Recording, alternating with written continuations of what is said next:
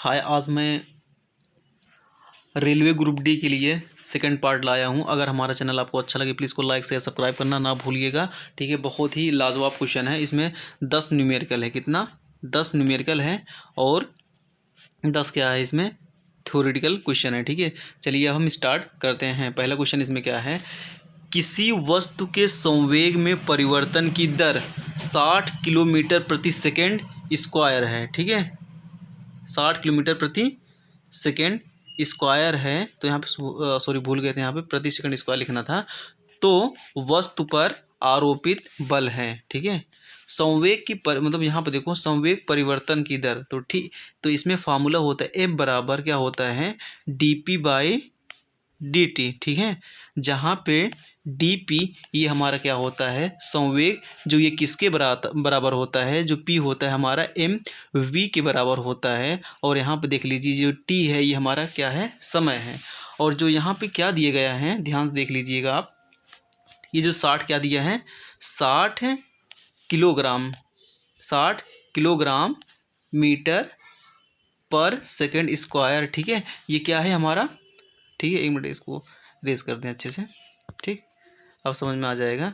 ठीक है, ये जो 60 kg मीटर प्रति सेकेंड स्क्वायर देख लो यहाँ पे।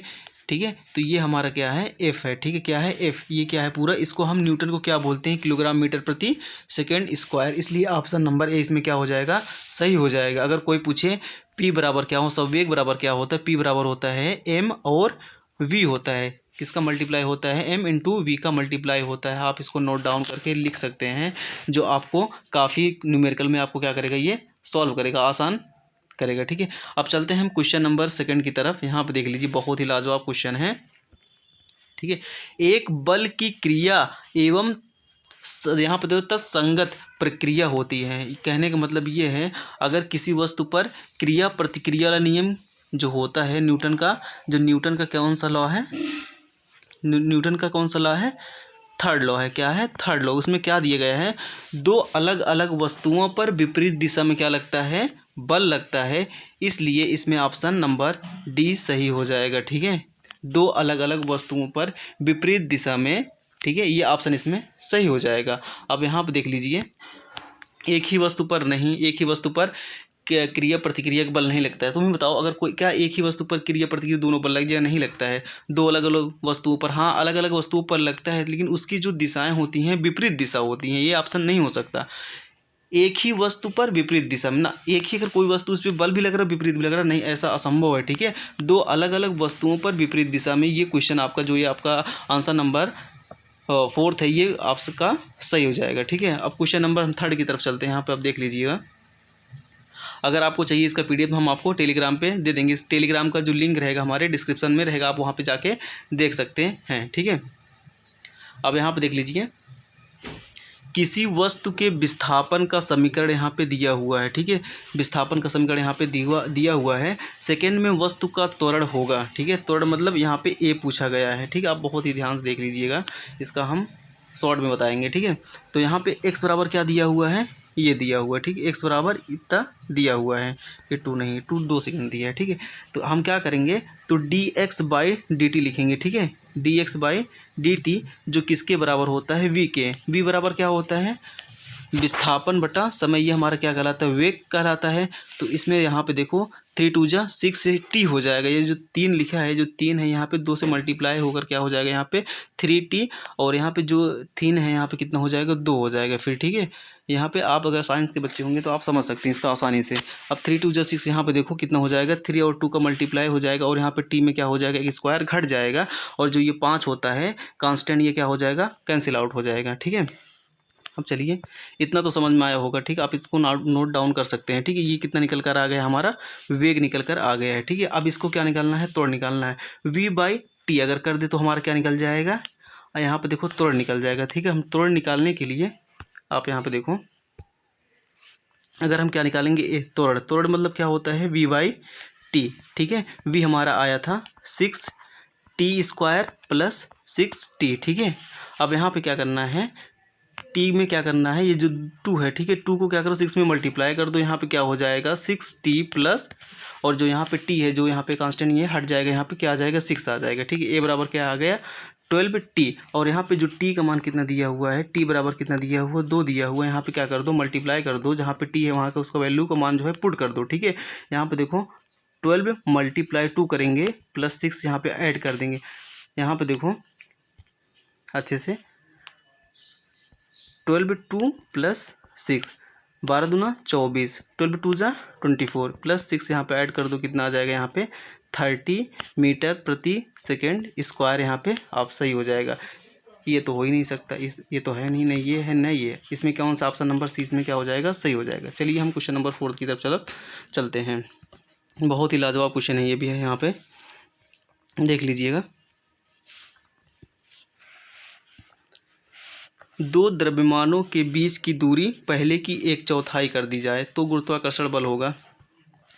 सबसे पहले आप यहाँ पे गुरुत्वाकर्षण का फार्मूला नोट कर लीजिए। एफ बराबर क्या होता है जी, एफ बराबर क्या होता है जी m1 m2 बटा r स्क्वायर होता है। एफ प्रोपोर्शनल क्या हो जाएगा, यहाँ पे देखो एफ प्रोपोर्शनल 1/r स्क्वायर हो जाएगा, ठीक है, 1/r स्क्वायर हो जाएगा, ठीक है। तो अब यहाँ पे आप क्या लिखोगे, देखो f1/f2 कर लो, ठीक है, r2/r1 का होल स्क्वायर यहाँ पे हो जाएगा, ठीक है। अब पहले क्या था, यहाँ पे ध्यान से देख लीजिएगा, पहले दूरी x था, बाद में क्या हो गया ये घट गया, कितना हो गया x/4 हो गया, ठीक है। जहाँ पे तो इसको जो हाँ जहाँ पे x है उसको मान लो r1, और जो x/4 यहाँ पे मान लो r2 मान लो, ठीक है। यहाँ पे ऐसे मान के यहाँ पे वैल्यू पुट कर दीजिए, ठीक है। अब इसको हम पुट करके आपको दिखा रहे हैं। तो यहाँ पे हो जाएगा f1/f2, ठीक है, और यहाँ पे हो जा रहा है x/4 अपान x। तो इसमें क्या हो जाएगा x कट जाएगा, यहाँ पे स्क्वायर था तो यहाँ पे हो जा रहा है 1/16, ठीक है। तो f2 बराबर क्या हो जाएगा 16f1, ठीक है, 16f1 हो जा रहा है।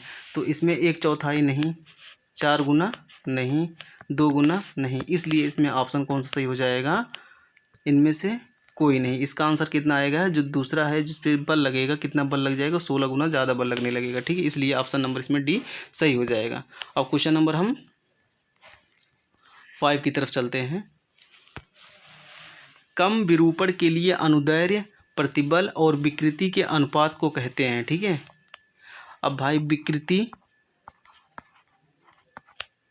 विकृति प्रतिबल अपान क्या है पूछा है, इसमें प्रतिबल बटा विकृति किसका फार्मूला होता है, तो हम जानते हैं यंग प्रत्यास्था गुणांक जो बराबर होता है प्रतिबल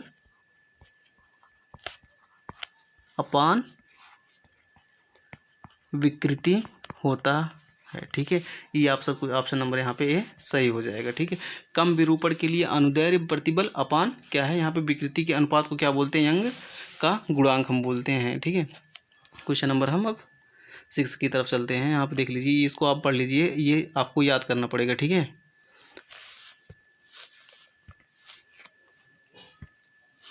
m द्रव्यमान वाले एक सरल लोलक के लिए आवर्तकाल t, लंबाई l तथा एक निलंबन केंद्र से होकर गुजरने वाले तल के अक्ष के परितः जड़त्व आघूर्ण I के बीच संबंध, ठीक है। t बराबर क्या होता है 2π रूट I, मतलब यहाँ पे जो I है यहाँ पे क्या हो जाएगा जड़त्व आघूर्ण, जड़त्व आघूर्ण mgl, जहाँ m क्या है द्रव्यमान, g गुरुत्वाकर्षण और l यहाँ पे क्या है लंबाई है, ठीक है। आपको इसको याद करना होगा। क्वेश्चन नंबर हम 7 की तरफ चलते हैं, ठीक है। ये तो पप्पू क्वेश्चंस हैं, इसको सब कर ले जाएंगे।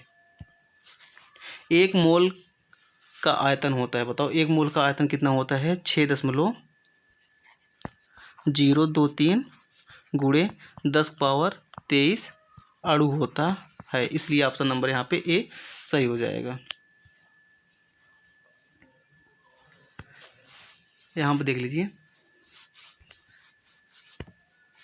एक स्वरित्र द्विभुज की एक भुजा को थोड़ी सी क्या कर दी जा रही है, यहाँ पे काट दी जा रही है, तो उसका आवृत्ति होगा, ठीक है। अगर सौरित्र जो द्विभुज होता है, ठीक है, उसको हम क्या कर दें, इसे कट कर दें थोड़ा सा, ठीक है, क्या कर दें, थोड़ा सा कट कर दें, तो उसकी जो आवृत्ति होती है क्या हो जाती है, उसकी आवृत्ति क्या हो जाती है, बढ़ जाती है, ठीक। उसकी आवृत्ति क्या हो जाती है, बढ़ जाती है, ठीक। उसकी आवृत्ति क्या हो जाती है, बढ़ जाती है, घटती नहीं बढ़ती है, ठीक है। इसकी आवृत्ति क्या हो जाती है, बढ़ जाती है। बहुत ही लाजवाब क्वेश्चन ये भी है। ताप विद्युत युग्म किस सिद्धांत पर आधारित होता है?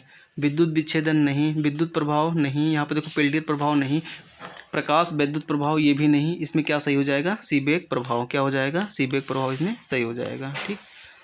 क्वेश्चन नंबर 10 की तरफ चलते हैं हम यहाँ पे। एम्पियर घंटा किसका मात्रक है? एम्पियर घंटा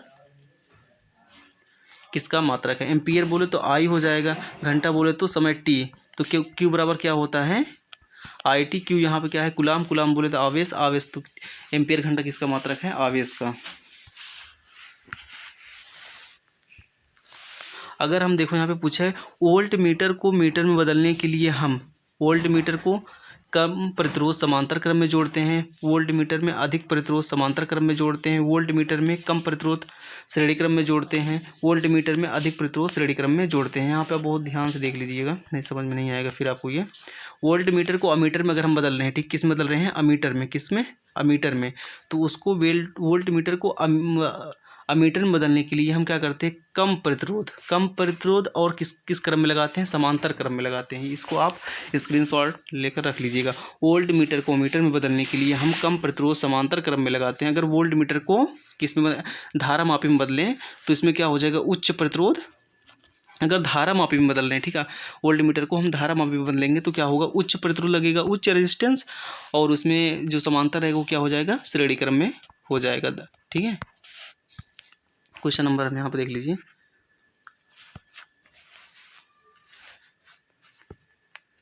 प्रेरकत्व युक्त प्रत्यावर्ती धारा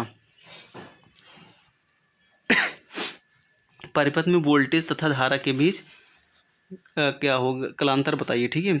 0 डिग्री, 90 डिग्री, 45 डिग्री, 185, तो π/2 डिग्री होता है, ठीक। इसका मतलब होता है 90 डिग्री। पाई का मान कितना होता है, 180 होता है, ठीक है। पाई का मान कितना होता है, 180, 180/2 कर देंगे तो यहाँ पे क्या आ जाएगा, 90 डिग्री। तो अगर कोई पूछे धारा और क्या वोल्टेज के जो बीच जो ग्राफ होता है कितने डिग्री का होता है, 90 डिग्री का होता है, आप बता दीजिएगा। बहुत ही आसान क्वेश्चन है, ये सब कर ले जाएंगे। एक्स किरणों के गुण वैसे ही होते हैं जैसे अल्फा किरण, बीटा किरण, गामा किरण, कैथोड किरण, तो इसमें क्या हो जाएगा, ऑप्शन सी सही हो जाएगा। गामा किरण की तरह एक्स किरण के गुण होते हैं।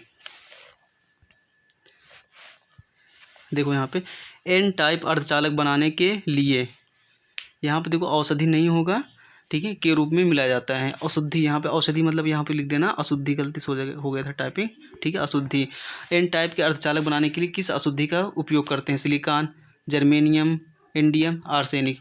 सिलिकॉन, जर्मेनियम, इंडियम, ये सब जो तीनों हैं हम पी टाइप इलेक्ट्रॉन के लिए यूज़ करते हैं। किसके लिए, पी टाइप इलेक्ट्रॉन के लिए। तो एन टाइप के लिए हम क्या यूज़ करते हैं, आर्सेनिक, आर्सेनिक का इस्तेमाल करते हैं।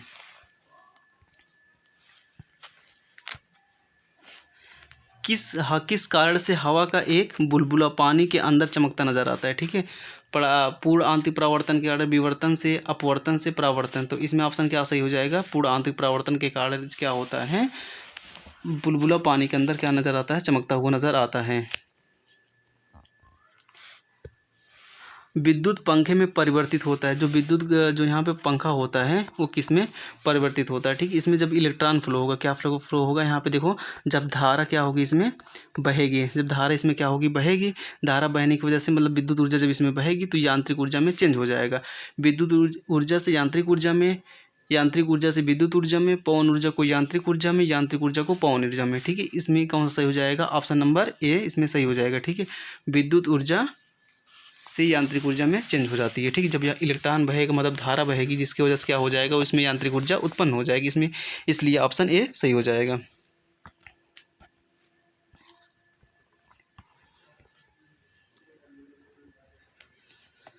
यहाँ पर देख लीजिए 1 मिलियन, 1 मिलियन मतलब कितना होता है, यहाँ पर देखो 1 मिलियन इलेक्ट्रॉन 10 पावर 6, ठीक है, 10 पावर 6 मिलियन इलेक्ट्रॉन वोल्ट। अब 1 इलेक्ट्रॉन बराबर हम जानते हैं, ठीक है। अब यहाँ पर देखो 1 इलेक्ट्रॉन बराबर क्या होता है 1.6 इंटू 10⁻⁻19 होता है, ठीक है। इतना वोल्ट हो गया है, ठीक है, इलेक्ट्रॉन वोल्ट। और यहाँ पे क्या था 10⁻6 था, ठीक है। इसमें क्या हो जाएगा माइनस हो जाएगा, तो ये कितना आ जाएगा 1.6 इंटू 10⁻13 वोल्ट हो जाएगा। तो इसमें कौन सा सही हो जाएगा, ऑप्शन नंबर सी, ठीक है। आप फिर से देख लीजिए, ये क्वेश्चन बहुत ही अच्छी क्वेश्चन है। यहाँ पे देखो 1 million electron volt, 1 million electron volt मतलब 1 मिलियन में कितना होता है 10⁻6 होता है। और 1 इलेक्ट्रॉन, जो इलेक्ट्रॉन है भाई, इलेक्ट्रॉन में कितने वो आते हैं आवेश 1.6 इंटू 10⁻⁻19 वोल्ट, ठीक। इसमें कर लेना सॉल्व, आपको मिल जाएगा ऑप्शन नंबर सी सही हो जाएगा इसमें, ठीक। ये तो बहुत ही लाजवाब क्वेश्चन है, ये वाला आया है इस बार। एक गेंद को जिसकी गतिज ऊर्जा ई है, गतिज ऊर्जा कितना दिया है यहाँ पे ई दिया है, परपेंडिकुलर 45 डिग्री के कोण पर क्या करते हैं फेंका जाता है। तो उड़ान के दौरान अधिकतम ऊंचाई पर गतिज ऊर्जा होगी, अधिकतम ऊंचाई पर क्या होगी गतिज ऊर्जा होगी। तो यहाँ पे देख लीजिए अधिकतम के मैक्स, ठीक है, के मैक्स मतलब काइनेटिक एनर्जी, ठीक। इसका अधिकतम क्या होगा कॉस स्क्वायर एक्स ई। तो यहाँ पे ई मैक्स हो जाएगा, यहाँ पे देखो के मैक्स चाहे बोलो यहाँ पे चाहे ई मैक्स हो जाएगा के स्क्वायर एक्स, ठीक है। तो यहाँ पे देखो के लिख दो, यहाँ पे चाहे ई लिख दो, ठीक है। यहाँ पे हमने ई लिखा है तो आप यहाँ पे ई लिख देना, मैं यहाँ पे के लिख दिया हूँ, ठीक है।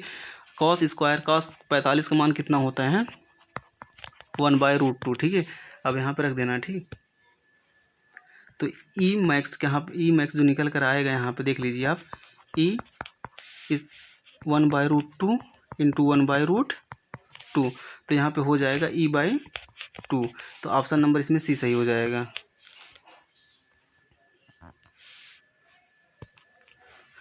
अनुदैर्ध्य बल F के तहत एकांक क्षेत्रफल के तार को L लंबाई तक खींचने पर किया गया कार्य। हम जानते हैं W बराबर क्या होता है F इंटू एल, चाहे L मतलब यहाँ पे क्या है F मतलब F क्या होता है हमारा बल, L क्या होता है दूरी, ठीक है। तो F बराबर हम जानते हैं mg होता है और L क्या होता है हमारा लंबाई होता है। इसलिए यहाँ पे क्या हो जाएगा W बराबर होता है mgl, ठीक है। ऑप्शन नंबर ए इसमें सही हो जाएगा। यदि एक हल्की वस्तु तथा एक भारी वस्तु, एक हल्की वस्तु तथा एक भारी वस्तु दोनों की जो काइनेटिक एनर्जी है क्या है सेम है, ठीक है। के बराबर क्या होता है p²/2m, ठीक। डाउन इसको आप लिख लेना, ठीक है। दोनों की गतिज ऊर्जा क्या है समान है, K1 बराबर K2। भारी वस्तु बराबर जो भारी वस्तु का गतिज ऊर्जा है वही हमारा क्या है हल्के वस्तु का क्या है गतिज ऊर्जा, दोनों क्या है बराबर है। परंतु इसका जो रेखीय संवेग क्या है, अब इसमें पूछ रहा है किसका रेखीय संवेग अधिक होगा, ठीक है, किसका रेखीय संवेग अधिक होगा। अब यहाँ पर देखो हम क्या बताए थे K = क्या बताए थे हम p²/2m। तो P प्रोपोर्शनल यहाँ पे क्या हो जाएगा 2m, अर्थात जिसका द्रव्यमान अधिक होगा, ठीक है, जिसका द्रव्यमान क्या होगा अधिक होगा, समझो उसी का संवेग क्या होगा अधिक होगा। तो हल्की भारी वस्तु का द्रव्यमान क्या होगा, भारी वस्तु का द्रव्यमान अधिक होने की वजह से इसका रेखीय संवेग अधिक होगा, ठीक है। अगर हमारा चैनल आपको थोड़ा भी अच्छा लगे प्लीज़ इसको लाइक ज़रूर कर देना और कमेंट करके ज़रूर बताना ये आपको जो ये मॉक टेस्ट कराए हैं 20 क्वेश्चन आपको जो दिए हैं आपको कैसे लगा। आपको अगर टफ़ लगा है बताओ इससे आसान कराएं, नहीं तो इससे भी टफ़ कराएं हम, ठीक है। Thanks for watching my video.